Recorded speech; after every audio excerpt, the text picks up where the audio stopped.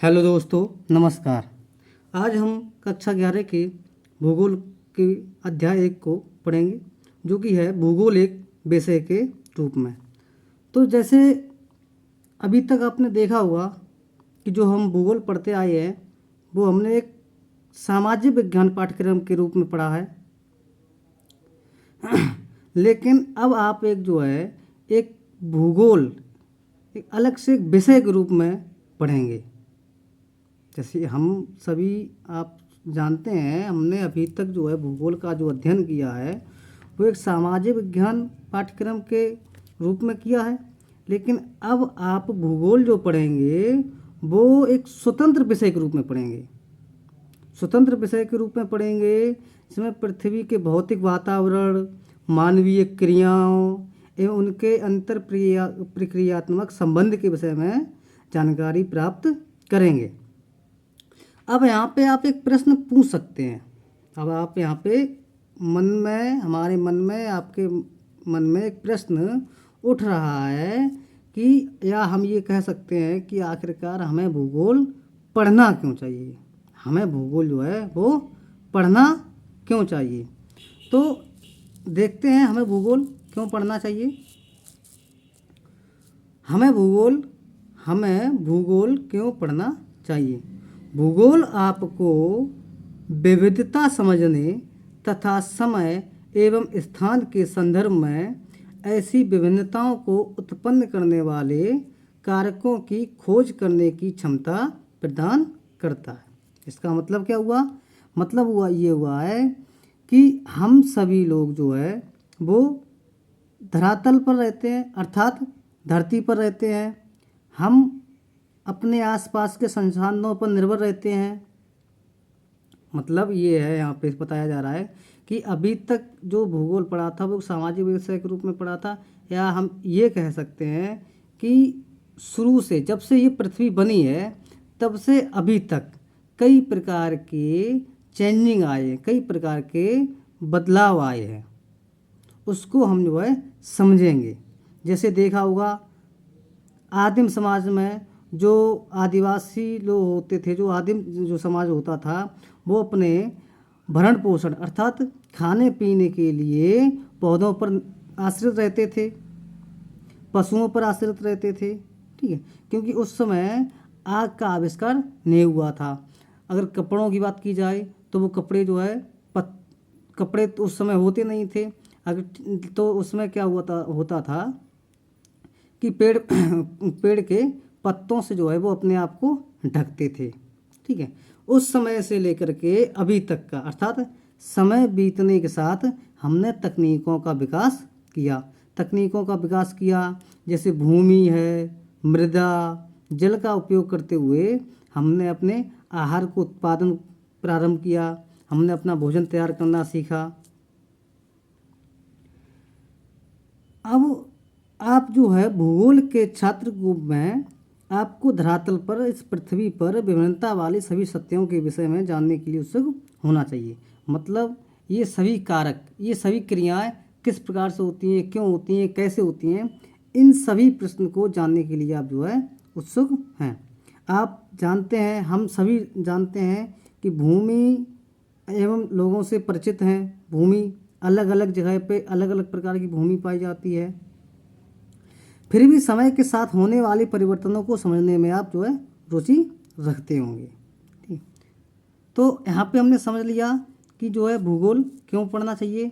अलग अलग प्रकार की जो चेंजिंग है उन या अलग अलग समय है, अलग अलग स्थान है, इन सब में विभिन्नताएं उत्पन्न करने वाले कारकों की खोज करने की जो क्षमता है उसको जानने के लिए हम भूगोल पढ़ते हैं। ये हमने एक तरीके से समझ लिया। अब आगे बात आती है कि आखिर में भूगोल है क्या। आखिरकार भूगोल है क्या। तो भूगोल अगर देखा जाए तो भूगोल को हम कह सकते हैं पृथ्वी हमारा आवास है। पृथ्वी हमारा आवास है। जैसे यहाँ पे पृथ्वी हमारा आवास, हम सभी पृथ्वी पर ही रहते हैं। उसके साथ ही साथ इसके भौतिक स्वरूप में भिन्नता पाई जाती है। मतलब जैसे पर्वत है, झील, घाटियाँ, पहाड़ियाँ, मैदान, पठार, समुद्र, रेगिस्तान, वन, उजाड़ क्षेत्र यहाँ पे मिलते हैं। इसके साथ ही साथ यहाँ सामाजिक एवं सांस्कृतिक तत्वों में भी भिन्नता पाई जाती है। जो सांस्कृतिक विकास की पूर्व अवधि में मानव द्वारा सृजित ग्रामों है, नगरों, सड़कों, रेलों, पत्तनों, बाजारों एवं मानव जनित कई तत्वों के रूप में विद्यमान होते हैं। इसका यहाँ पे मतलब यही है कि सामाजिक एवं सांस्कृतिक तत्वों में भिन्नता पाई जाती है। जैसे अगर हम अपने दक्षिणी इलाके में देखें तो वहाँ का समाज कुछ अलग प्रकार से देखने को मिलता है, वहाँ की संस्कृति कुछ अलग प्रकार से देखने को मिलती है। इसी प्रकार से अगर हम उत्तर में देखें तो कुछ अलग प्रकार से खाना अलग देखने को मिलेगा, रहना अलग देखने को मिलेगा। वहाँ पे जो कपड़े होते हैं वो पहनने का तरीका, या हम कह सकते हैं वहाँ का जो कपड़े हैं, वो जो कपड़े भी हैं वो अलग अलग प्रकार की जो है रेशम कह सकते हैं, धागा कह सकते हैं, उससे जो है बना हुआ होता है। अब हम जानते हैं या हम ये कह सकते हैं कि अभी तक जो भी हमने भिन्नता देखी है, उक्त भिन्नता में भौतिक, पर्यावरण एवं सांस्कृतिक लक्षणों के मध्य संबंधों को समझने का संकेत निहित होता है। भौतिक पर्यावरण एक मंच प्रस्तुत करता है जिस पर मानव समाजों ने अपने सृजनात्मक क्रियाकलापों का ड्रामा अपनी तकनीकी विकास से प्राप्त उपकरणों द्वारा मंचित किया है। हम ये कह सकते हैं कि भूगोल क्या है, तो भूगोल एक जो है वो ड्रामा, एक कह सकते हैं एक मंच प्रस्तुत करता है, एक मंच प्रस्तुत करता है, ठीक है, जिस पर एक जो है ड्रामा होता है। जिस प्रकार से आजकल कोई भी, जैसे मान लीजिए कोई स्टेज लगा है और उस पर किसी प्रकार की कोई सजावट नहीं है, तो वो हमको एक देखने में अच्छा नहीं लगेगा, ये हम कह सकते हैं वो एक बेकार है। ठीक इसी प्रकार से भूगोल जो है एक मंच प्रस्तुत करता है जिस पर वो एक ड्रामा प्रस्तुत करने का कार्य करता है। या हम ये कह सकते हैं अत्यंत सरल शब्दों में यह कहा जा सकता है कि जो भूगोल है, भूगोल पृथ्वी का वर्णन है। ये हम जो भी पृथ्वी के बारे में वर्णन करते हैं, जो भी पृथ्वी के बारे में बोलेंगे, उसका वर्णन करेंगे, उसकी व्याख्या करेंगे, वो सब हम भूगोल के अंतर्गत ला सकते हैं। तो हम कह सकते हैं कि भूगोल क्या है, इसका मतलब भूगोल पृथ्वी का वर्णन है। ये हम अपनी सरल शब्दों में कह सकते हैं। अब हम जानेंगे कि भूगोल शब्द का जो है सबसे पहले प्रयोग किसने किया। तो सर्वप्रथम भूगोल शब्द का प्रयोग इरेटोस्थेनीज, जो कि ग्रीक विद्वान थे, उन्होंने किया था। ये शब्द कहाँ से आया है, तो यह शब्द अर्थात भूगोल शब्द जो है वो ग्रीक भाषा के दो मूल, जियो जिसका मतलब होता है पृथ्वी, एवं ग्राफोस जिसका मतलब होता है वर्ण से हुआ है। मतलब भूगोल शब्द जो है वो दो शब्दों से मिलकर बना है, जियो प्लस ग्राफोस, ठीक है, जिसमें जियो का मतलब होता है पृथ्वी और ग्राफोस का मतलब होता है वर्णन। अगर इन दोनों शब्दों को हम जो है एक साथ रखेंगे तो हमको एक नया शब्द बनेगा जिसका अर्थ होता है पृथ्वी का वर्णन।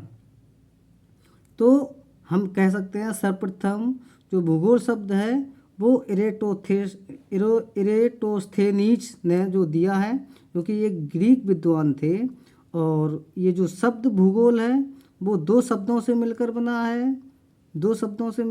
है, जियो और ग्राफोस। जियो का मतलब होता है पृथ्वी और ग्राफोस का मतलब होता है वर्णन। इन दोनों शब्दों को अगर हम जो एक साथ रखेंगे तो हमको एक नया अर्थ मिलेगा जो कि होता है पृथ्वी का वर्णन। पृथ्वी को सर्वदा मानव के आवास के रूप में देखा गया है और इस दृष्टि से विद्वान भूगोल को मानव के निवास के रूप में पृथ्वी का वर्णन परिभाषित करते हैं। ये हमने अभी तक देखा कि भूगोल क्या था। तो भूगोल क्या था ये देख लिया। भूगोल शब्द का प्रयोग सबसे पहले किसने किया ये हमने देख लिया।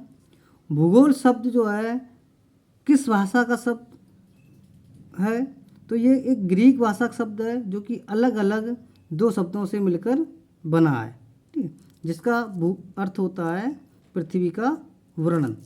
अब हम देखेंगे कि भूगोल की परिभाषा, या हम कह सकते हैं कि भूगोल के बारे में अलग अलग विद्वानों ने अपने विचार क्या रखे हैं। तो अगर बात रिचर्ड हॉटसन की जाए तो उन्होंने भूगोल की व्याख्या कुछ अपने अर्थों में, या हम कह सकते हैं उन्होंने अपने मतलब जो है बारे में, भूगोल के बारे में अपने विचार रखे हैं, प्रस्तुत किए हैं। क्या है? भूगोल का उद्देश्य धरातल की क्षेत्रीय भिन्नता का वर्णन एवं व्याख्या करना है। ये जो व्याख्या है हम कह सकते हैं वो रिचर्ड हॉटसन ने दी है। वहीं एक दूसरे विद्वान हुए हैं, उन्होंने भी भूगोल की परिभाषा को परिभाषित किया है, अपने शब्दों में परिभाषित किया है। क्या परिभाषित किया देखते हैं। भूगोल धरातल के विभिन्न भागों में कारणात्मक रूप से संबंधित तथ्यों में भिन्नता का अध्ययन करता है। ये अल्फ्रेड हैटर ने अपने शब्दों में भूगोल की व्याख्या दी है। धन्यवाद।